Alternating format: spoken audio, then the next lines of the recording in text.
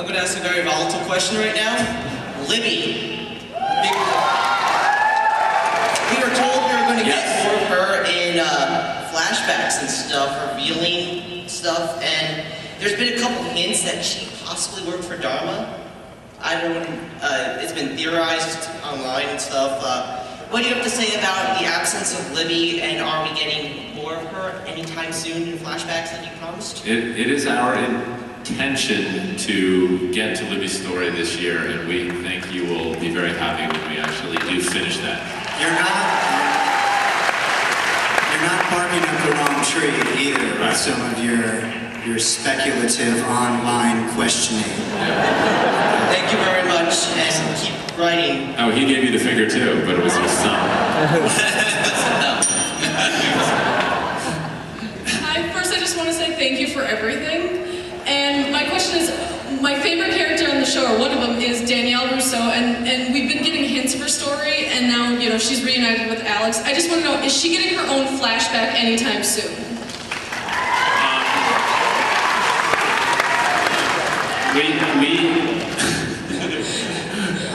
We would like to do Rousseau's flashback story. I'm not sure if we'll do it this year or next year, but there are important things revealed in that story, and they have to kind of sync up with something else going on.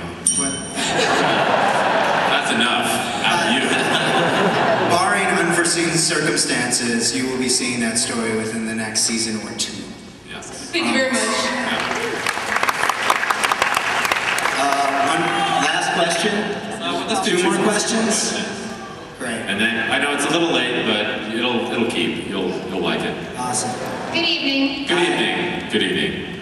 The question I have has to do with how you plan to film the next 3 seasons. I know that normally, since you've got the 16 episodes per year, do you plan on speeding up filming and writing and just kind of holding back, or kind of letting things develop and kind of take your time?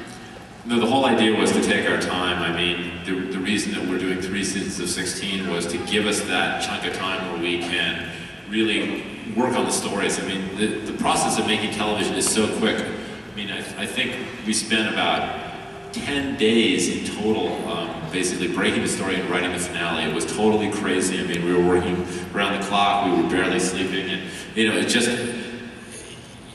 I think we sort of believe that with more time we can kind of keep the quality bar of the show high. So that's, we'll just be filming 16 episodes each season to air in each of those years. Also, what I think is going to be really tricky for the show this year is, you know, we're going to be, have written through episode 14 or 15 before you guys even see the premiere. Which means if we do something that you guys don't like, we're kind of screwed. Right. We're sort of flying without a net a little, and I think the reason that all of you guys came here today is because you want to know, you know, ahead of time what's going to be coming up, and, you know, we want to have events like Comic-Con, and we'll have some web events, do some podcasts to make sure that you guys are sort of filled in. But at the same time, there are going to be significant spoilers.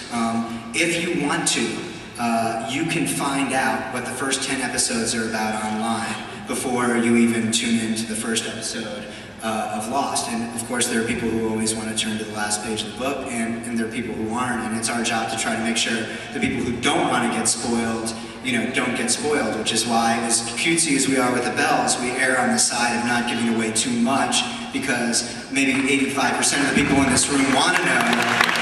You know, there's a subset who kind of does, who wants to go for the ride. We were, matter of fact, we were incredibly grateful, for the fan community when it came to the finale about what a rebellion there was against people who were trying to spoil the finale. I mean, thanks to you, I think a lot of people got shut down and got the door slammed in their face in terms of basically trying to spoil the finale. And I think the people who did find out about the finale ahead of time, really, it kind of ruined the experience for them. And, you know, so we hopefully will count on you, our most avid fans, to help us, you know, with policing spoilers, because I think the show is more enjoyable if it isn't spoiled, and I think that we want, as much as we can, you know, we're not the CIA, and obviously the show goes through 500 people's hands between the inception of the story and the conclusion of the episodes, and we've realized it's virtually impossible to keep spoilers from getting out there, but you guys can help us in terms of keeping the spoilers away from people who don't really want to see them. Wow, that was like a public service announcement. I just want to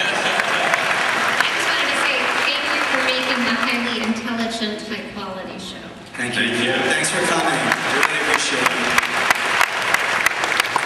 My name is Aaron. Hi. I had a question about the monster. Excellent. Yeah. Can I call it Cerberus from that glass doormat? If you want. That is, on the glass door map, there are these things referred to as the CV vents, Cerberus vents. So yes, the person who drew that map, Radzinski first and then Kelvin, did refer to it as Cerberus, although, that might have just been the Dharma Initiative's name for it. Right. Maybe. It's one of its names. What I wanted to know is... Aaron, may I call you Cerberus? Okay. Continue, Cerberus.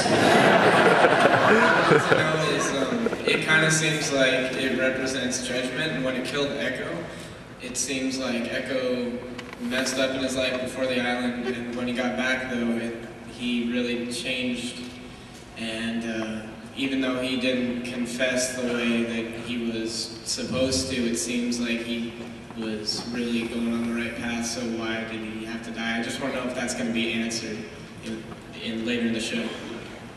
What the monster is, who made it, if anyone did, what motivates it to do the things that it does is hopefully going to be definitively answered. At least in our minds, we think it's a really satisfying answer. But I think it's one of those things where it's like Kate's plane, which we've talked about at the con before. You give the most definitive answer in the world, and still people are like, but there was microfilm inside it, right? And ultimately there are mysteries about the world of the show that will always remain mysteries. I mean, that's the nature of life, that's the nature of the world, and I think that will be part of the show. So I can't imagine that when we come to the conclusion, every question that you have and every mystery of the show will satisfyingly be answered. But some of those mysteries are okay, because that's the nature of the world that we live in and the world that we've created on our show. But we obviously are trying to have a satisfying ending. It's not going to be 10 seconds of black tape. It's going to be 20 seconds. I'd say twice as mysterious. Hopefully, as the show concludes, our further information about the monster will satisfy you, Cerberus. One final question? One last question, and then we're going to show you the overdue piece of film. That actually was. That was the last question. Okay, all right.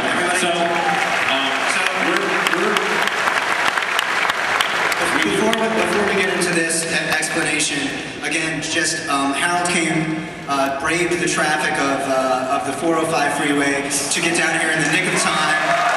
Again, let's give it up.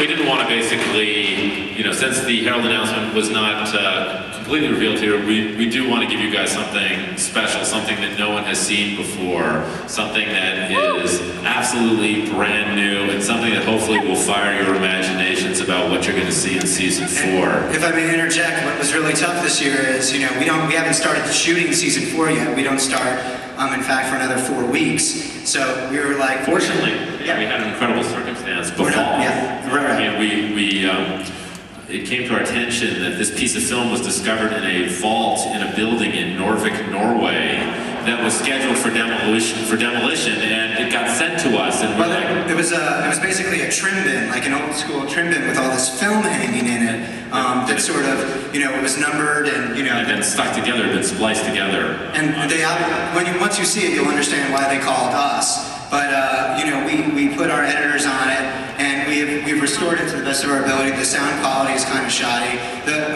What it means, who knows? But we felt that we would share it with you guys first. But we're also, yes, you guys will get a chance.